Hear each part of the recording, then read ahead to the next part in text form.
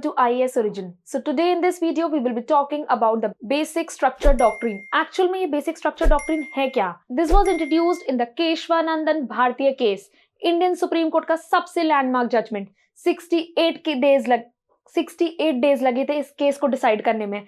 70 different countries का constitution पढ़ा गया था एक इस केस को डिसाइड करने के लिए. सबसे लार्जेस्ट बेंच ऑफ 13 जजेस was constituted for this purpose. So today let's discuss in detail what is this Keshvananda Bharati case and how did the basic structure doctrine evolved in the Indian Constitution. Before starting on to our topic, I would like to welcome you on IAS Origin. You can enroll with us for the prelims cum mains program where you will be getting live classes, weekly test, one-to-one mentorship session, unlimited access to recorded classes and the personalized timetable with a personalized mentor. So let's begin with our topic. So there are 4 landmark judgments जिनके through ये doctrine evolve हुई है. The first and the foremost is the Shankari Prasad case. Then is the Golaknath case. Then is the Keshvananda Bharati case जिसमें ये doctrine evolve हुई थी. And finally the Minerva Mills case जिसमें ये doctrine confirm की गई थी. So let's look into detail how the things went on. Initially, when India got independent, यहाँ पे बहुत ही lopsided development था. There was one lobby which was highly rich, highly prosperous, जिनके पास land एक excess amount में हुआ करता था. And there was another lobby of the tenets and the small farmers who were very poor and did not own their own land. This was a result of the British era, जहाँ पे colonial past में जमींदारी system follow किया जाता था. As a result, intermediaries और जमींदार बहुत थे who had the excess of land. To bring about a holistic and overall equitable development, the government of various states thought to bring about a legislation जिसके through हम इन flaws को correct कर सकें. And as a result, the land reforms were passed by various state governments. Land reforms के अंदर excess land लिया जाता था and this was redistributed to the landless laborers. But these land reforms came in conflict with the fundamental rights and after their implementation there was a huge chaos all around. People जिनका land confiscate किया जा रहा था government से, Article 19 violate हो रहा है which talks about the right to property. They have a right to property and also Article 31.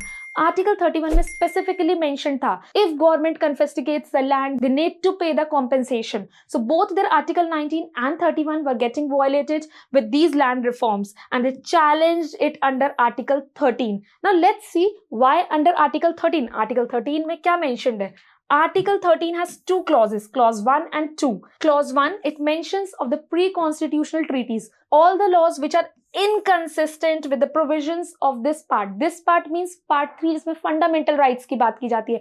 वो सारे laws जो inconsistent है, मतलब कि fundamental rights के साथ साथ नहीं जाते हैं या उनको contravene करते हैं, उनके against जाते हैं, they shall be declared to be void. उनको void या रद्द कर दिया जाएगा. Same is talked about in clause number 2, but this talks about those laws जो कि constitution के आने के बाद लाए जा रहे हैं. If it is in contravention to the fundamental rights, then they shall be declared void.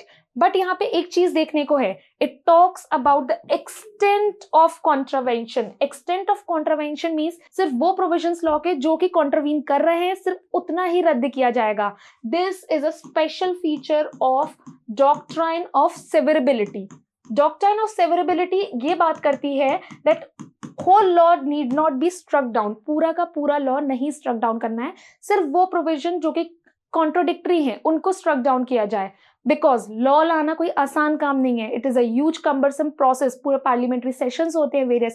उसको pass कराना majority से is a huge task. And पूरा का पूरा law struck down कर लेना will be very irrelevant. That's why constitution में mentioned it to the extent. Only those parts will be removed. Now, this land reforms were challenged under same Article 13. The petitioners various time had argued that Article 19 के right to property के against जा रहा है. That is why these land reforms should be declared null and void. And as a result, first constitutional amendment came up. Government thought to bring a constitutional amendment and make a change in the constitution ताकि वो इन land reforms को easily implement कर पाए. And under this first constitutional amendment, Article number 31A and 31B were inserted. What were these articles? According to Article 31, the government can acquire the property of the people. Government excess property लोगों की acquire कर सकती है and it cannot be declared that it is in contravention to Article 14 or 19. कोई भी socio-economic legislation लाने की कोशिश की जाए, People say that their equality is getting violated. Now, there was such a lopsided development. 90% of the chunk of the population, 90% of the chunk of the population already under poverty do not have their own land. And ऐसे हमें socio-economic legislation लाना was mandatory part. So time and again, any socio-economic legislation led to the violation of article number 14 or 19.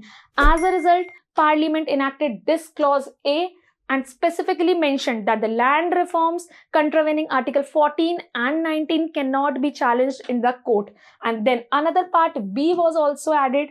It introduced the 9th schedule in the Constitution.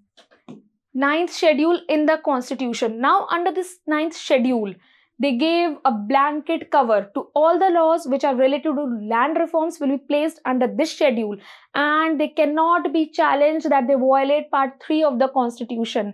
कोई भी law आप challenge नहीं कर सकते हो. They challenge part 3 of the Constitution. But what was a flaw in this 9th schedule was that it cannot be judicially reviewed. Now this first constitutional amendment brought these changes in the Constitution. These land reforms were challenged for the first time in Shankari Prasad case, and the Supreme Court gave the argument in favor of the Parliament and specifically mentioned that the Parliament can amend the Constitution under Article number 368. 368 के अंदर Parliament को amend करने की power है, and they can change any provision of the Constitution and it cannot be challenged. So this was talked about in Shankari Prasad case. The decision went in the favor of the Parliament and upheld the validity of first constitutional amendment as well as the validity of land reforms. यहाँ से tussle start होती है. But Article 39B, जिसने 9th schedule को insert किया था, that proved to be a major bone of contention because again by 7th Constitutional Amendment Act, various state laws came to be inserted in the 9th schedule. Different states अपने laws insert करने लगे and it came to be highly misused. 250 से भी ज़्यादा various other laws जो कि land reform से related नहीं थे वो 9th schedule में place होने लगे and the government started using it for its own purpose. And this was again challenged in another judgment in Sajjan Singh case. Sajjan Singh versus State of Rajasthan में first constitutional amendment की validity फिर से challenge होती है and this verdict of Supreme Court was challenged. But again, Supreme Court gave decision in the favor of the Parliament. These were the years of Parliament's sovereignty where all the decisions were in their favor. Then came a most important landmark judgment of Golaknath versus State of Punjab. इस case में turning point होता है where judiciary will give a neutral opinion. Now here in Golaknath case, the Sajjan Singh versus State of Rajasthan case was challenged that the state laws cannot be inserted and a blanket ban cannot be there over the 9th schedule. But here the Supreme Court gave a judgment that Parliament had no power to amend the Constitution. Now they said that Parliament cannot amend any part of the Constitution. This was a direct ban on the Parliament. Parliament की power पे पूरी तरह encroachment था एक तरीके से. So earlier all the judgments favor of Parliament. This time totally against the Parliament.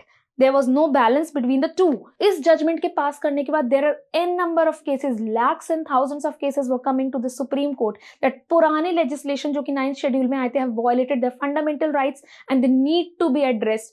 Therefore, Supreme Court gave a new doctrine in this judgment that was doctrine of prospective overruling.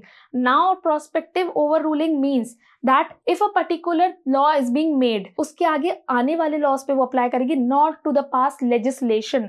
Retrospective effect नहीं रहेगा. पुराने जो legislation आ चुके हैं, they will be remain the same. Changes will be applied. As a result, doctrine of prospective overruling evolved and the Parliament's power to amend the Constitution was taken away. Now here the Parliament retaliated by bringing about two different amendments, the 24th Constitutional Amendment and the 25th Constitutional Amendment. Thus we can see that there is a tussle going on between the Parliament on one side and Supreme Court on the other side. And this was a response to the Supreme Court. Under 24th Constitutional Amendment, two different changes were made. One in Article 13 where clause 4 was introduced and another in Article number 368 where another clause was added. Now in Article 13 clause 4 it was said that nothing in this article shall apply to amendments of the Constitution made under Article 368. Now they said if we bring on any amendment 368 ke under, it will not cover under the definition of law mentioned in Article 13. Now you can see under Article number 13 there was a word mentioned law. Now Earlier in Shankari Prasad case, the Supreme Court held law word के अंदर constitutional amendment included नहीं है. Therefore, constitutional amendment cannot be challenged in the court. But after the Golaknath judgment, it was said that the word law also includes the word constitutional amendment.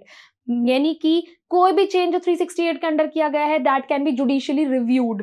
So clause 4 was introduced, which said nothing in this article applies to article number 368. Similarly, under article number 368, it said that no amendment in this constitution shall be considered or challenged under article 13. At both the places, the changes were made and parliaments gave itself a huge wide scope to change the constitutional provisions. Similarly, under 25th constitutional amendment, it was said any legislation which seeks to bring 39B or C into practice, socio-economic development के लिए कोई भी legislation लाया जाएगा, उसको challenge नहीं कर सकते हो on the ground of violation of Article 14, 1931, because if we bring about reservation can be challenged on the ground of Article 14, right to equality. This was a huge chaos in the time of independence. Every now and then, every legislation was challenged on this ground. As a result, it was specifically mentioned that it cannot be challenged on 14, right to equality, 19, right to property, and article number 31. These cannot be challenged. But here the Supreme Court again retaliated on these both constitutional amendment acts. That was in Keshvananda Bharati case, the most landmark judgment जहाँ पे doctrine evolve होती है. What actually happened? All these cases have gone on, and again, time and again, new decisions have came apart. Now, in Kerala, when land reforms were being enacted, एक मठ की जमीन ले ली गई थी. It was confiscated on the same grounds of land reforms. So the owner of the mठ, who was Keshvananda Bharati, he challenged this land reform act. Now article 14 के अंदर तो challenge हो नहीं सकती थी. He challenged it under article number 26. He said article number 26 में है religious reforms को अपने according carry करना, religious institutions को. He said his right is getting violated. मठ अपना काम नहीं कर पा रहा था because of the loss of income which was incurred due to the confiscation of the land. This was challenged, and as a result, the Supreme Court 13-judge bench was constituted for the same purpose, and here the most landmark judgment came up. But what was the most important fact which came up in this judgment was that the Parliament can amend the Constitution. Means Parliament changes ला सकती है Constitution में. But those changes should not alter the basic principles.